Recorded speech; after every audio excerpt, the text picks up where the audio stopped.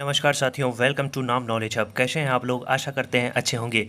तो बीपीएससी 67वीं री exam finally साथियों, डेट आपको पिछले वीडियो में बताए थे कि 31 अगस्त को आपके जो है आर के महाजन बीपीएससी के चेयरमैन वो रिटायर होने वाले हैं और उससे पहले जो है संभवतः आपका एग्ज़ाम होने वाला है।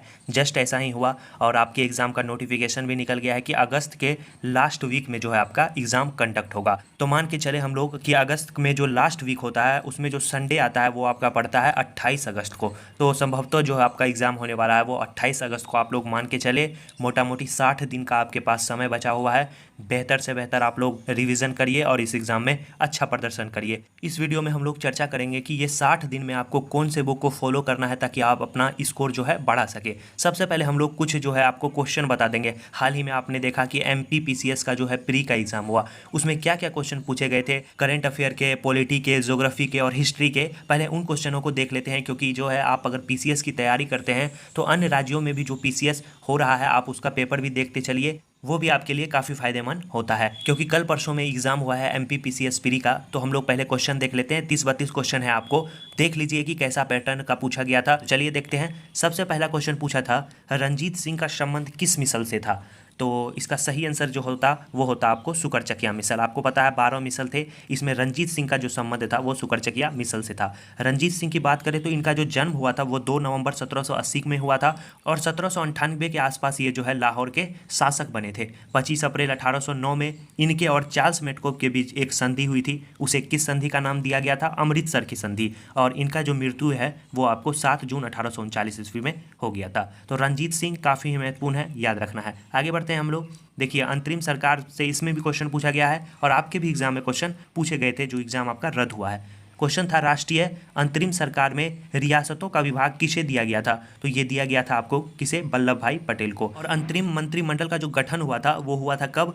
2 सितंबर आपको 1946 में, जिसमें जो है सरदार वल्लभ भाई पटेल को गृह सूचना एवं प्रसारण मंत्री का प्रभार दिया गया था। शिक्षा मंत्री आपके थे चक्रवर्ती राजगोपालाचार्य और राजेंद्र प्रसाद आपके थे खाद्य एवं कृषि मंत्री और आपके रेलवे मंत्री थे आशफ अली और रक्षा मंत्री थे बलदेव सिंह। तो इन तथ्यों को आपको याद रखना है। आगे बढ़ते हैं।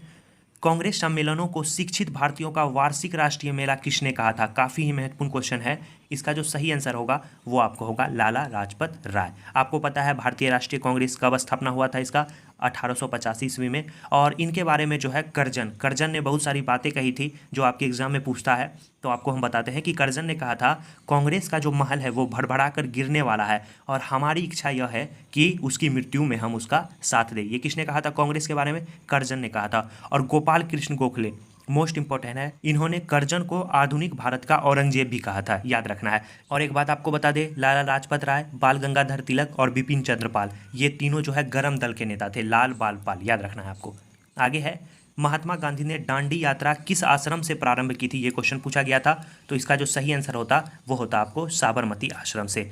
आपको पता है कि 12 मार्च 1930 को जो है ये यात्रा गांधी जी ने प्रारंभ की थी अपने 79 समर्थकों के साथ और 24 दिन लगभग के बाद जो है ये 6 अप्रैल 1930 को जो है दांडी पहुंचकर नमक कानून का आपको विरोध किए। और सुभाष चंद्र बोस, मोस्ट इंपॉर्टेंट बात याद रखना है, सुभाष चंद्र बोस ने जो है नमक सत्याग्रह की तुलना नेपोलियन के अल्बा से पेरिस यात्रा से भी की है। अगला है आपका पवनार आश्रम, ये विनोबा भावे से संबंधित है। इसके बाद है आपको सेवाग्राम आश्रम, ये आपको महात्मा गांधी से संबंधित है। आगे हम लोग बढ़ते हैं और नेक्स्ट देखते हैं क्या क्वेश्चन है। डलहौजी का व्यवगत सिद्धांत के अंतर्गत विलय किया गया प्रथम राज्य कौन था? ये क्वेश्चन पूछा गया है। तो काफ़ी इजी क्वेश्चन पूछा गया है। इसका जो सही आंसर हो जाएगा वो आपको होगा सतारा, याद रखना है सतारा। डलहौजी का जो शासनकाल था वो कितना था? 1848 से लेकर 1856। बहुत सारे कार्य हुए। भारत में जो है रेलवे प्रणाली की भी शुरुआत इन्हीं के शासनकाल में हुई और इसने जो है सतारा को सबसे पहले जो है विलय किया था। कब किया था? कभी कभी पूछ देता है, तो याद रखना है 1848 में सतारा। इसके बाद आपको जैतपुर और संभलपुर को जो किया था इन्होंने किया था 1849 में। झांसी को इन्होंने कब किया था? 1853 में। बघाट को किया था इन्होंने 1850 में। उदयपुर को किया था 1852 में और नागपुर को किया था 1854 में। और एक मोस्ट इंपॉर्टेंट जो बात आपको पूछा जाता है, 1856 में अवध को जो है कुशासन के आधार पर इन्होंने विलय किया था। तो याद रखना है इन सभी तथ्यों को आपको। अगला जो क्वेश्चन है कि राज्य मानवाधिकार आयोग के अध्यक्ष एवं सदस्यों की नियुक्ति के नामों की सिफारिश करने वाली समिति में कौन शामिल है? ये क्वेश्चन पूछा गया है। इसका जो सही आंसर हो जाएगा वो 2 हो जाएगा, एक विधानसभा अध्यक्ष भी है और एक नेता प्रतिपक्ष भी है। अगला जो क्वेश्चन है कि राज्य के मुख्य चुनाव अधिकारी की नियुक्ति कौन करता है, तो काफ़ी इजी क्वेश्चन है। इसकी नियुक्ति जो है आपका राज्यपाल के द्वारा किया जाता है। ऑप्शन ए इसका सही आंसर हो जाता। साथियों, अगर वीडियो अच्छा लग रहा है, चैनल पे पहली बार आए हैं तो चैनल को जरूर सब्सक्राइब कर दीजिए, वीडियो को लाइक करना ना भूलिए। और एग्जाम से पहले आपके बीपीएससी के तमाम बिहार स्पेशल के महत्वपूर्ण टॉपिक, करेंट अफेयर सब आपको इस चैनल पे उपलब्ध करवाए जाएंगे।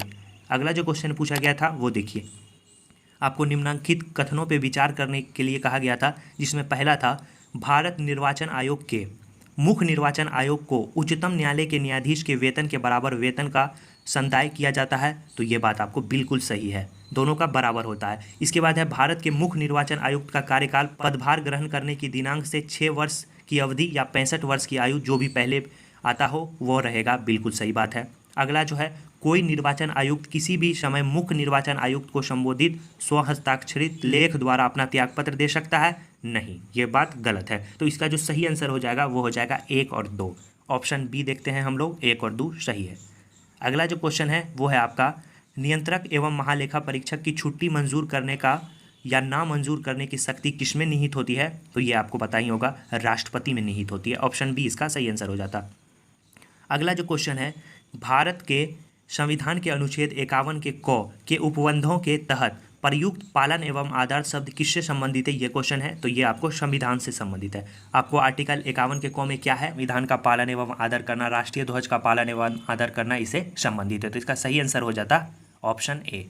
अगला जो क्वेश्चन है वो है आपको निम्नलिखित में से कौन सा संविधान संशोधन पहला संवैधानिक संशोधन था जिसे संविधान के अनुच्छेद 368 के 2 के परंतुक की अपेक्षाओं के अनुरूप राज्य विधानमंडल द्वारा अनुसमर्थित किया गया था। इसका जो सही आंसर होता वो आपको होता तृतीय संविधान संशोधन 1954, ऑप्शन सी।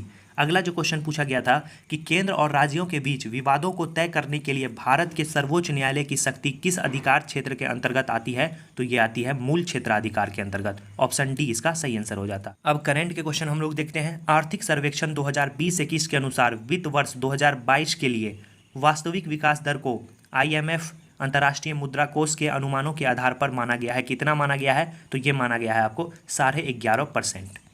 अगला जो क्वेश्चन है, मिड डे मील योजना किस वर्ष शुरू की गई थी, तो ये आपको याद रखना है 1995 में शुरू की गई थी।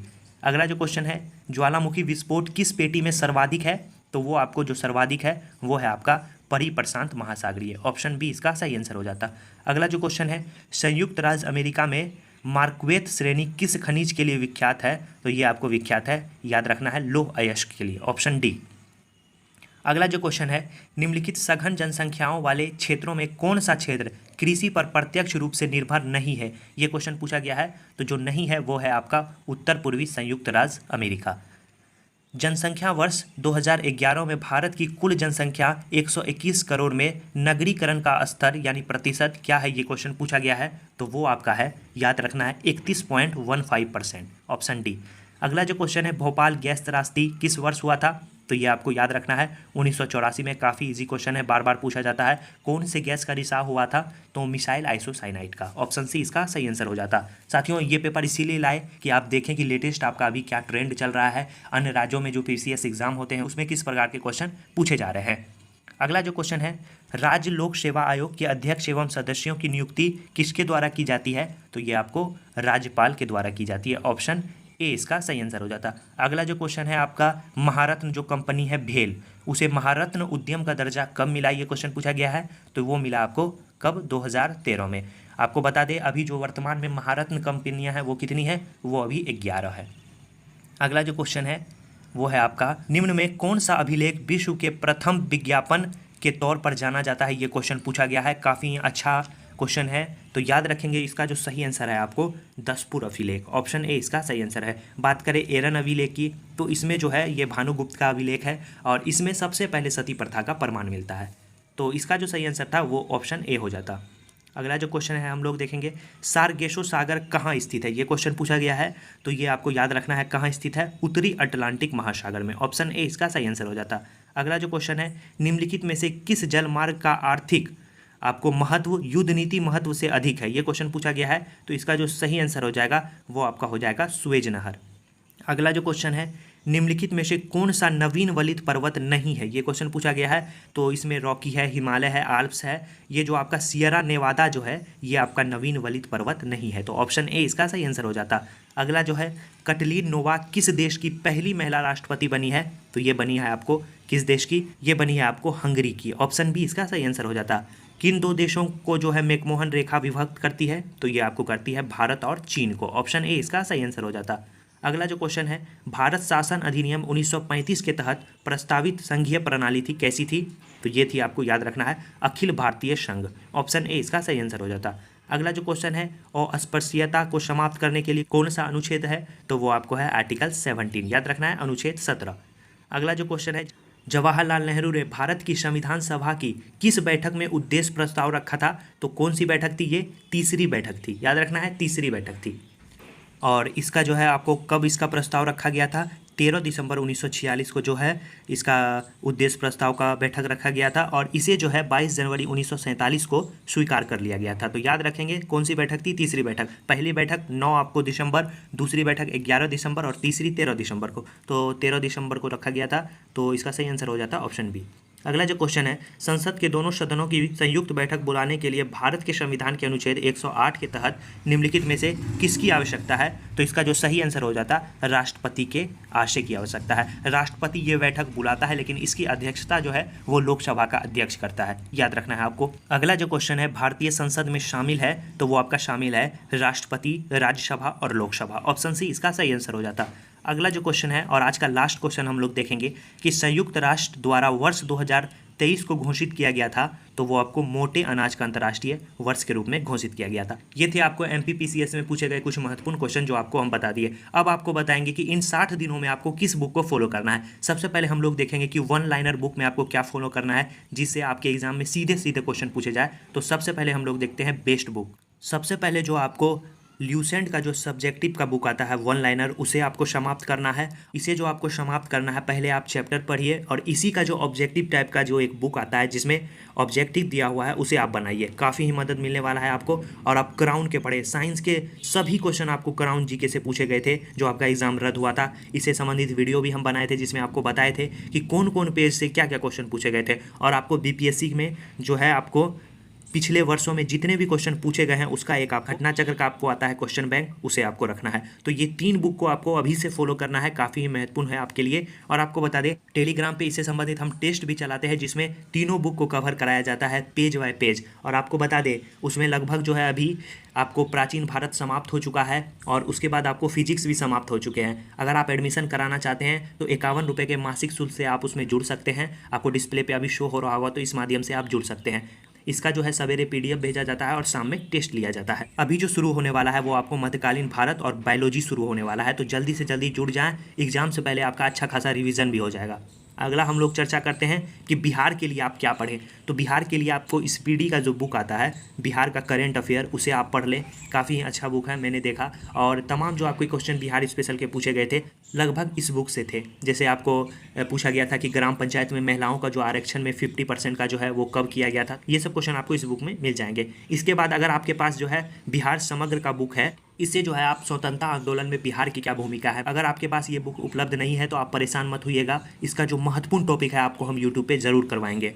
अगला जो है वो आता है आपको करंट अफेयर। सबसे ज़्यादा चिंता इसी की है कि कब से करंट अफेयर करे, कितना करे, जो है सब कुछ कवर हो जाए। तो एक दृष्टि का बुक आया हुआ है जिसमें आपको 1 जून 2021 से लेकर 10 मई 2022 तक जो है आपको दिया गया है और महत्वपूर्ण करंट अफेयर को इसमें शामिल किया गया है। अगर आप लेना चाहते हैं तो इस बुक को ले सकते हैं और इसे पढ़ें। टेलीग्राम पे जो क्विज चलता है उस पर तमाम बुक जो आपको दिखाए सबको कवर कराया जाता है।